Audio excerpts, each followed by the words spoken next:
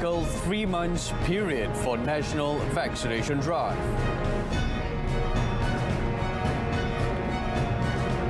Five states to move to phase 2 on Monday.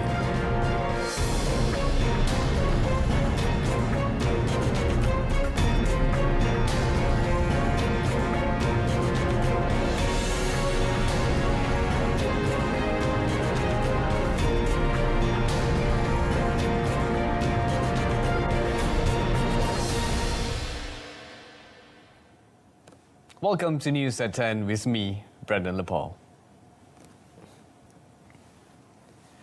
Malaysia will receive more than 12 million doses of COVID-19 vaccines this month, making the next 3 months critical and challenging for the National COVID-19 Immunisation Programme, or PICK. Now, its coordinating minister, Khairi Jamaluddin, said with the arrival of such a big amount of vaccines, the capacity for administering vaccines throughout the country would be ramped up accordingly beginning this month. Seperti diumumkan sebelum ini, Malaysia akan mula menerima bekalan dos vaksin dalam jumlah yang sangat besar. Sebagai perbandingan, jumlah vaksinasi yang telah dicatatkan semenjak pik bermula pada Februari yang lalu adalah sekitar 8 juta dos. Tetapi bagi bulan Julai ini sahaja, kita bakal menerima bekalan vaksin lebih daripada 12 juta dos. Sudah pasti bulan Julai akan menjadi tempoh yang genting buat pik apabila kapasiti pemberian vaksin ditingkatkan di seluruh negara. The minister said this in a 7-minute video recording today on developments on the National Vaccination Programme. Khairi said Malaysia had received 1 million AstraZeneca doses from Japan, and it is expected that the United States and China to ship more vaccine doses in the coming weeks. The minister also said the government is working relentlessly to ensure the booked CanSino vaccines arrive within this month.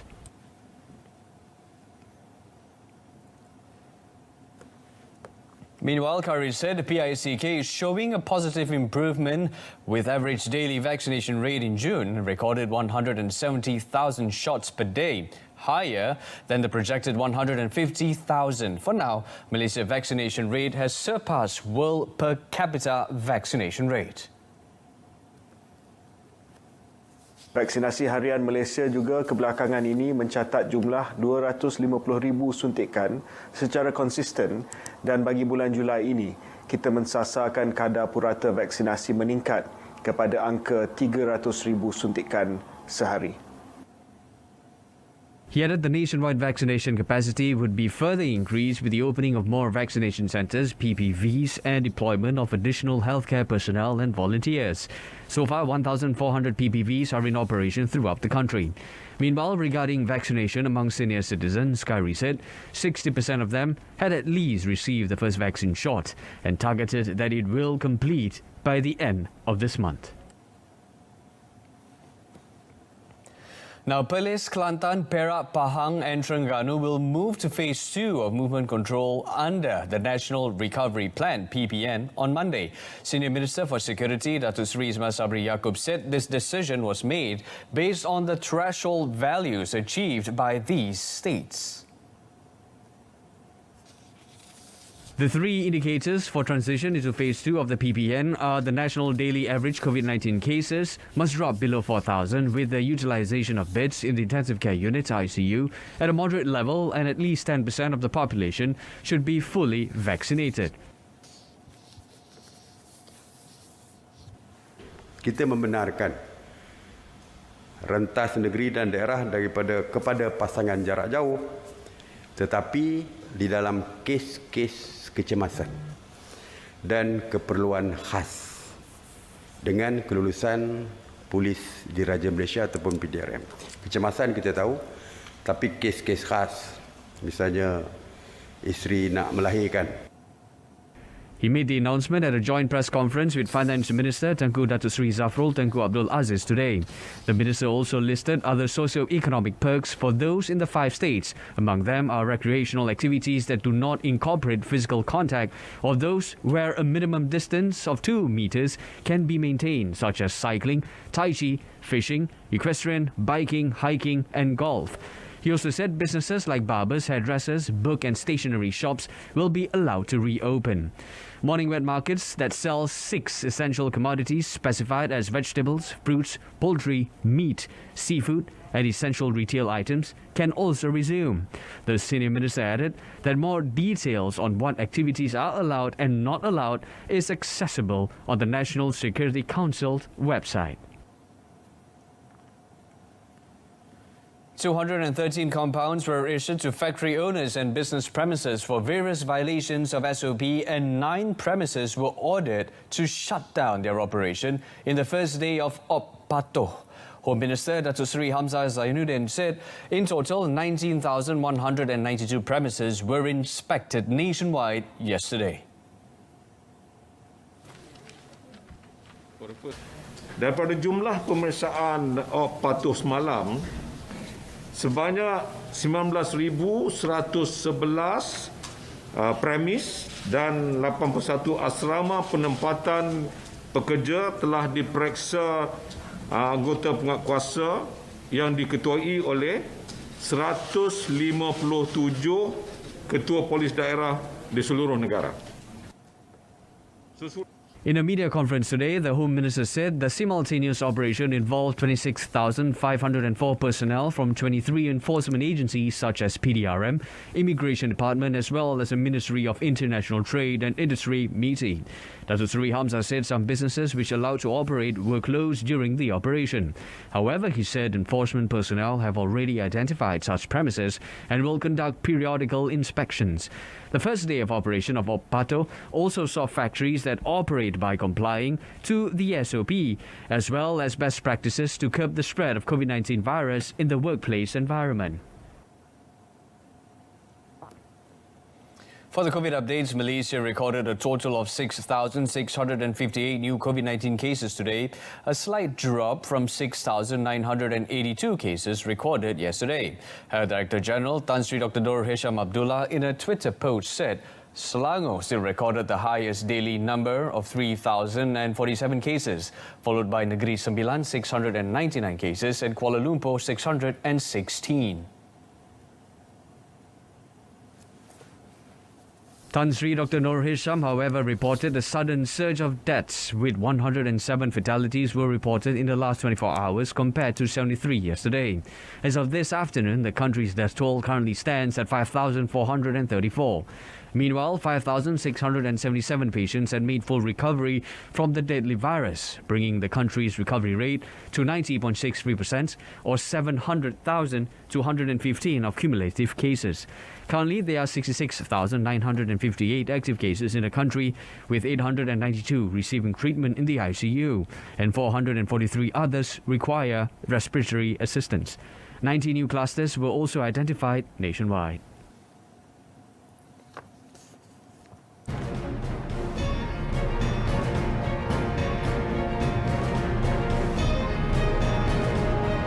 Still to come, 12 MP to include strategies to combat poverty among orang asli. Stay with us.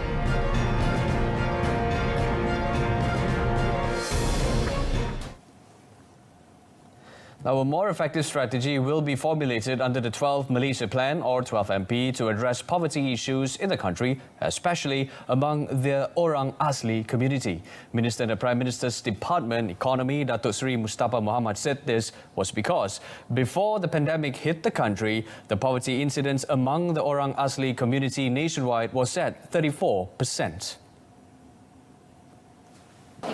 Kita berjaya sebagai sebuah negara. Satu masa dahulu kadar kemiskinan tahun 70 ialah 49%. Sekarang ini miskin 5.6%, miskin 3 0.4%. Kadarnya turun mendadak, dan dalam keadaan Covid ini ya sudah pastilah rakyat memerlukan bantuan serta-merta. Ya, kita ucap terima kasih kerana ahli parlimen diberi amanah untuk menyampaikan bakul makanan serta parlimen disediakan 300,000. Ini adalah untuk menyelesaikan isu masalah makanan yang dihadapi setengah keluarga. Datuk Seri Mustafa was met during a visit to the vaccination outreach program at Kampung Sungai Rual Community Hall in Jeli, Kelantan. Explaining further, Datuk Seri Mustafa said the government has set up the Poverty Circle group consisting of representatives from the government, private universities as well as NGOs to act as a think tank to create sustainable strategies to tackle the poverty issue. Not allowing employees to work from home, or WFH, remains the highest complaint received by the Human Resource Ministry through the Working for Workers WFW application as of 1st July. His Deputy Minister, Dato' Awang Hashim, said a total of 4,267 cases covering various complaints were received by the ministry, with those related to WFH were still leading with a total of 1,876 complaints nationwide. WFW yang mana saya memakai jaket yang berlambangkan, ini kita beri peluang kepada semua pekerja, semua sektor untuk membuat aduan di atas apa yang telah mereka terima ini, seperti ketidakadilan, gaji, penindasan dan juga majikan tidak mengikut SOP yang telah ditetapkan untuk memberi perlindungan kepada pekerja-pekerja mereka yang akan memberi keuntungan kepada majikan mereka. The Deputy Minister added there were 1,013 complaints on unpaid or late salaries and 308 complaints on unlawful wage deduction.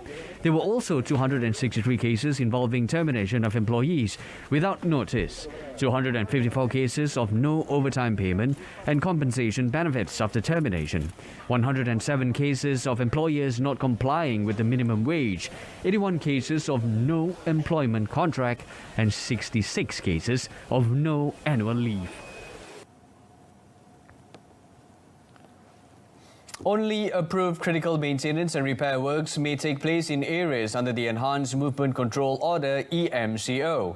Works Minister Datuk Seri Fadilah Yusof, in a statement referring to the Ministry of International Trade and Industry Minister, said all other construction activities must be halted to comply with the National Security Council's directives.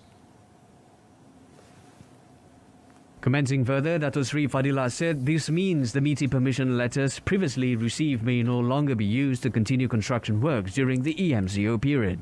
However, exceptions will be made for maintenance, repair and wiring works that are critical by appointment.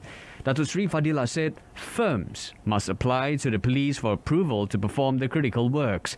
The minister then directed all construction firms to strictly observe the NSC's standard operating procedures covering their sector. Most of Selangor and 15 localities in the city here were placed under a 2-week EMCO beginning today due to persistently high COVID-19 numbers. The Ministry of Communications and Multimedia, KAMM, is trying to get permission for filming activities in the studio to be allowed during Phase 2 of movement control under the National Recovery Plan, or PPN. Minister Dato' Saifuddin Abdullah said, however, the proposal would be applicable to approved studios only to facilitate monitoring and compliance with the standard operating procedure to curb the spread of COVID-19.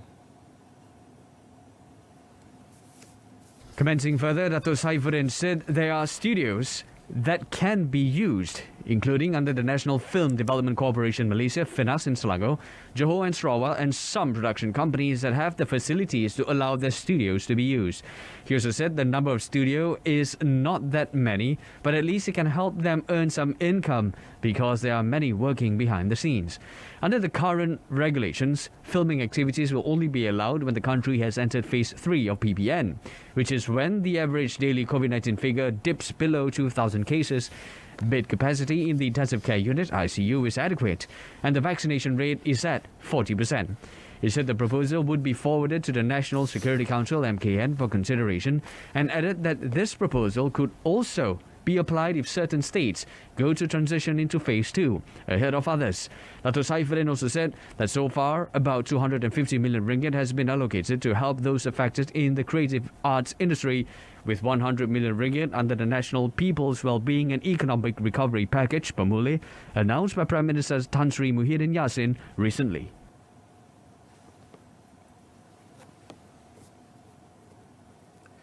Hulu Terengganu residents now enjoy better network coverage after 3 new telecommunications towers with 4G facility went into full operations on 31st May. Now, the Malaysian Communications and Multimedia Commission, MCMC, in a statement today said the 3 new telecommunications towers are located at Kampung Kepah, Kampung Machang and College Tingkatan 6 Hulu Terengganu Hutex.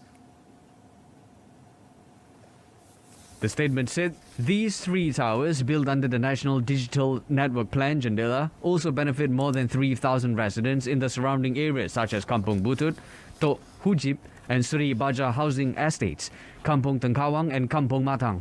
It also said that their construction will also help to uplift the local residents' standard of living and prepare them for the increasingly challenging digital era. The tower project was completed following the working visit of MCMC Chairman Dr. Fadlullah Suhaimi Abdul Malik and Hulu Terengganu Member of Parliament Datuk Rosul Wahid to these areas on 6 March this year.